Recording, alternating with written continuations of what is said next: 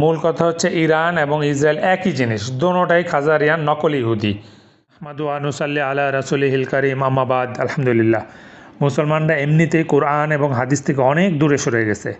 তার উপরে শেষ জমানা নিয়ে একেবারেই গবেষণা নাই, যার কারণে সত্য মিথ্যা পার্থক্য করতে পারে না।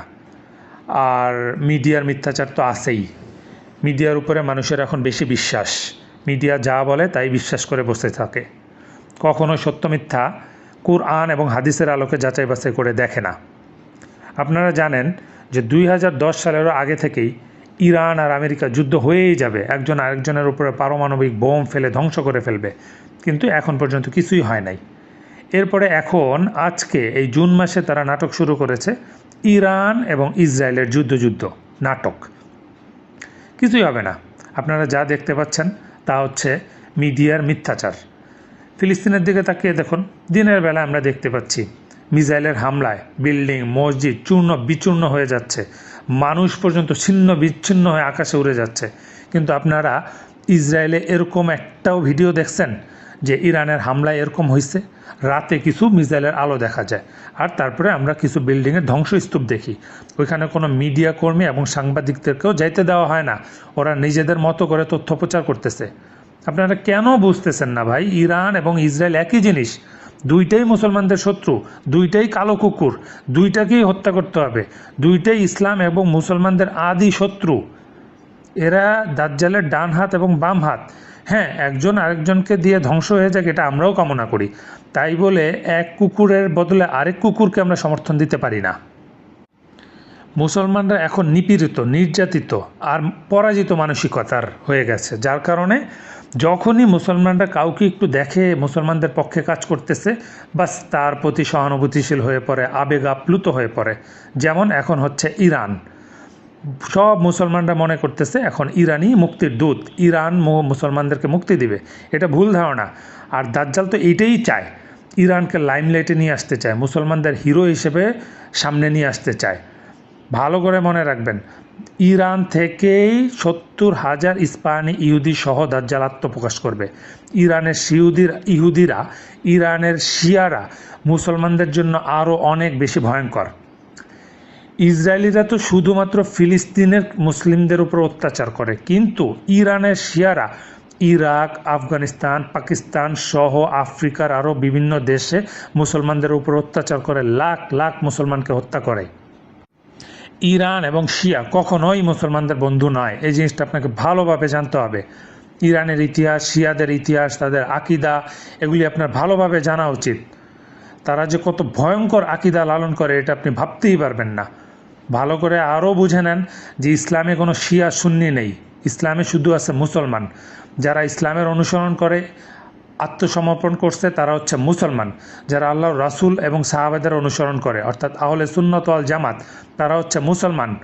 বাদ বাকি সবাই হচ্ছে ইহুদি, মুশরিক, কাফের। মুসলমানরা এখন সমুদ্রে খড়কুটার মতো হয়ে গেছে, ডুবন্ত অবস্থায় খালি হাতড়িয়ে বেড়াচ্ছে কে সাহায্য করবে, অথচ সাহায্যের হাত বাড়িয়ে রেখেছে গ্লোবাল জুন্দুল্লাহরা। তাদেরকে আমরা সাহায্য করি না, তাদের জন্য দোয়া করি না, তাদের জন্য আনসার হই না, তাদেরকে একরাম করি না, বরং কিছু কিছু দেশ থেকে তো তাদেরকে তাড়িয়ে দেওয়া হয়, তাই তারা মুক্তির পথ খুঁজে পায় না। আল্লাহ তাআলা বলছেন, যে যাতে নিজেকে পরিবর্তনের চেষ্টা করে না, আল্লাহ তাআলাও তাদেরকে পরিবর্তন করে দেন না। সুতরাং আমাদের এই জিনিসটা মাথায় রাখতে হবে, আমাদের নিজেদেরকে চেষ্টা করতে হবে, আমাদেরকে ইয়াকিনের মাধ্যমে আল্লাহর সাহায্য প্রার্থনা করতে হবে, এবং যারা আল্লাহর সাহায্যপ্রাপ্ত জুন্দুল্লাহ দল আছে তাদেরকে আশ্রয় দিতে হবে, তাদের সাথে সম্পৃক্ত হতে হবে। এখন যারা ইমাম মাহাদির অ্যাডভান্স ফোর্স হিসেবে কাজ করতেছে তারাই মুসলমানদের আসল বন্ধু, আর ইমাম মাহাদির পরে আমরা তাদেরকে চিনতে পারবো ইনশাল্লাহ। তবে দুর্ভাগা অনেকেই চিনতে পারবে না। আর ঈসা আলাইহিস সালামের পরে যখন দাজ্জাল হত্যা করা হবে, তারপরে আলহামদুলিল্লাহ মুসলমানদের মুক্তি হবে। এরপরে ইয়াজুজ মাজুজের একটা ফিতনা থাকবে, তার সর্বশেষে মুসলিমরা আবার মুক্ত হবে ইনশাআল্লাহ। আরেকটা জিনিস যেটা আমি বারবারই আমার লিখাতে বলি, যে দাজ্জাল তার আসন বসিয়ে রেখেছে ভ্যাটিকান সিটিতে, সেখান থেকে সে খ্রিস্টানদেরকে ধোঁকা দিবে মাসিহ হিসেবে, তারপরে সে যাবে ইরানে। এটা নিয়ে আমি বড় একটা আর্টিকেল লিখছি। ইরান থেকে মুসলমানদেরকে ধোঁকা দিবে, যেমন এখনই করা হচ্ছে। ইরানকে এই জন্যই লাইমলাইটে আনা হচ্ছে যাতে মুসলমানরা ইরানের প্রতি সহানুভূতিশীল হয় বা আশ্বস্ত হয়। আর এইভাবে মুসলমানদেরকে ইরানের মাধ্যমে ধোঁকা দেওয়া হবে। তারপরে ইস্পাহানের 70,000 ইহুদিকে নিয়ে দাজ্জাল রওনা দিবে ইসরায়েলে, সেখান থেকে কিছুকাল শাসন করবে। এরপরে ইনশাআল্লাহ ঈসা আলাইহিস সালামের মাধ্যমে তার ধ্বংস সুনিশ্চিত হবে। আল্লাহ তাআলা আমাদেরকে সকল প্রকার দাজ্জালি ফিতনা ফাসাদ থেকে হেফাজত করুন, আমিন। নাহমাদু ওয়া নুসাল্লি আলা রাসূল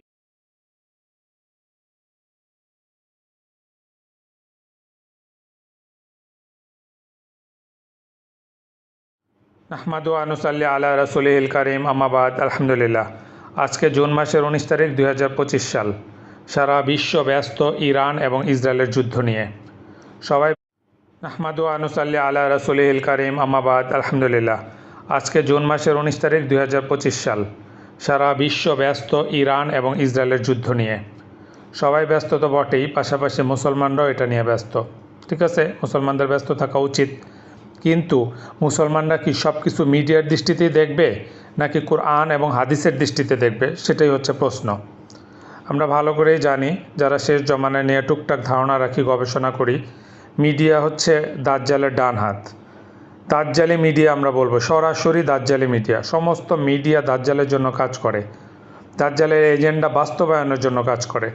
তো ইরান এবং ইসরায়েলের যুদ্ধ এখনই যদি আমরা মিডিয়ার চোখে বিশ্লেষণ করি, তাহলে অবশ্যই আমাদেরকে ধোঁকায় পড়তে হবে। আমাদেরকে কোরআন এবং হাদিসের দৃষ্টিতে দেখতে হবে, আল্লাহর দেয়া অন্তর্দৃষ্টি দিয়ে অনুধাবন করতে হবে যে প্রকৃত সত্য কী।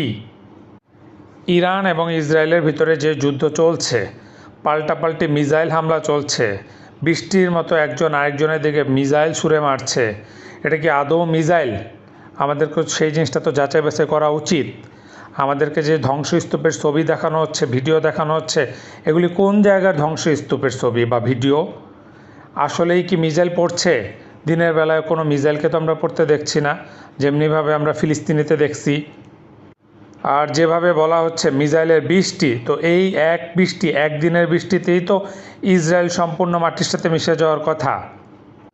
যেসব ধ্বংসপ্রাপ্ত বিল্ডিংয়ের ছবি বা ভিডিও আমাদেরকে দেখানো হচ্ছে, সেটা তো যাচাই বাছাই করে দেখা দরকার যে সেই ধ্বংসস্তূপগুলি আসলে কোন জায়গার এবং কবের, আর কিভাবে সেগুলো ধ্বংসস্তূপে পরিণত হয়েছে। বাংলাদেশে এরকম অসংখ্য বিল্ডিং ধ্বংসস্তূপে পরিণত হয়। রানা প্লাজা, এখন রানা প্লাজার ধ্বংসস্তূপকে যদি আমি বলি যে ভারত মিসাইল হামলা করে আমাদের এই বিল্ডিংকে ধ্বংসস্তূপে পরিণত করছে, বা তারও অনেক আগে র্যাঙ্কস প্লাজা, যেটা বিজয় সরণিতে অবস্থিত, র্যাঙ্কস প্লাজাকে ভেঙে ফেলা হয়েছিল, এরকম পুরান ঢাকায় অসংখ্য বিল্ডিং ধসে পড়ে। তো এইগুলি সবগুলাকে যদি আমরা ভিডিও করে বলি যে ভারত আমাদের উপরে মিসাইল হামলা করছে, যার কারণে আমাদের সব কিছু ধ্বংস হয়ে গেছে, তাহলে তো হইল না। ফিলিস্তিনের ধ্বংসস্তূপে ফিলিস্তিনিদেরকে সরিয়ে গিয়ে সেখানে নকল ইহুদিরা গিয়ে ভিডিও বানাচ্ছে, আর আমরা ভাবছি যে এটা ইসরায়েলের ধ্বংসস্তূপ, আমরা ভাবছি ইসরায়েল ধ্বংস হয়ে যাচ্ছে। মূল কথা হচ্ছে ইরান এবং ইসরায়েল একই জিনিস, দোনোটাই খাজারিয়ান নকল ইহুদি। শিয়ারা মুসলমানদের জন্য আরও বেশি ভয়ঙ্কর। খাজারিয়ান ইহুদিরা তো আমাদের জন্য শত্রু, তারা আমাদের চিরন্তন শত্রু, এটা আমরা জানি, এটা তো আলাদাভাবে বলার কিছু নাই। কিন্তু শিয়ারা হচ্ছে ছদ্মবেশী শত্রু। ওদেরকে কেউ মুসলিম মনে করে, কেউ মনে করে মুসলমানদের শুভাকাঙ্ক্ষী, এই জন্যই মুসলমানরা ধোঁকাটা খায়। তবে হ্যাঁ, আমরা চাই দুইটা দেশই ধ্বংস হয়ে যাক। ইরান ইসরায়েল দুইটাই কাফের দেশ, দুইজন কামড়াকামড়ি করে শেষ হয়ে যাক, এটাই সমস্ত মুসলমানের কামনা। আর তাছাড়াও আল্লাহ তাআলা এক দলকে দিয়ে আরেক দলকে প্রতিহত করেন, কিন্তু তাই বলে এক কুকুরের বদলে আরেক কুকুরকে তো আমরা সমর্থন দিতে পারি না। আর বর্তমানে মুসলিম উম্মার এমন অবস্থা যে এক কুকুরকে প্রতিহত করতে গিয়ে আরেক কুকুরকে, অর্থাৎ খোমেনিকে মাথায় তুলে ফেলতেছে, তাকে এখন ইমাম মানা শুরু করে দিছে। তো ওই দাজ্জালি দল তো এটাই চায় যে মুসলমানরা ইরানের ছায়াতলে চলে আসুক, যাতে সমস্ত মুসলিমদেরকে দাজ্জালি ফিতনায় ফেলা যায় বা সরাসরি দাজ্জালের আনুগত্যে নিয়ে আসা যায়। আবার অনেক স্কলাররা ইরানের ছায়াতলে মুসলমানদেরকে ঐক্যবদ্ধ হতে বলে। কেন? মুসলিম দেশের কি অভাব পড়ছে? মুসলিম দেশের শক্তির কি একেবারে দুর্বল? ভারত বর্ষ তথা পাকিস্তান, বাংলাদেশ এবং ভারতের যে সমস্ত মুসলমান আছে, আফগানিস্তান, আবার এইদিকে যদি আমরা দেখি ইন্দোনেশিয়া, মালয়েশিয়া, তারপরও ওইদিকে যদি আমরা তুরস্কের দিকে তাকাই, কুয়েত, কাতার, ওমান, সৌদি, মিশর, এরা যদি সবাই একসাথে হয়, কোনো কাফের টিকবে? টিকবে না।